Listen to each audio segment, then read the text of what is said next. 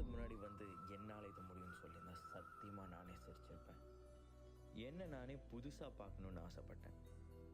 அதுக்கான முயற்சி தான் இது. ஒரு புது எனர்ஜி தேவைப்பட்டது. அதுக்கான காரணமும் இருந்தது. ஆனால் சத்தியமாக இது ஈஸி இல்லை. கன்சிஸ்டண்டாக ஜிம்முக்கு போகிறது பெரிய சேலஞ்ச். ஆனால் நான் போகணுன்னு முடிவு எடுத்துட்டேன். So there is no turning back. இங்கே பிரச்சனை என்ன தெரியுமா? நாமளே நிறைய நேரம் நம்மளை தடுத்துறோம். நம்மளே நமக்கு ஒரு லிமிட்டை கொடுத்து இதை தாண்டி போக முடியாது, போகக்கூடாதுன்னு தடை விதிச்சிடலாம். ஆனால் ஒரே ஒரு தடவை நம்மளை நம்பி ஒரு ஸ்டெப் எடுத்து வச்சோன்னா பாசிட்டிவாக முடிவதுக்கான வாய்ப்பு நிறையவே இருக்குது. ஏன்னா நீங்கள் தான் முடிவு பண்ணணும். உங்கள் லைஃப்பை மாற்ற போகிறீங்களா, இல்லை இது போதும் அப்படின்னு அப்படியே இருக்க போகிறீங்களா?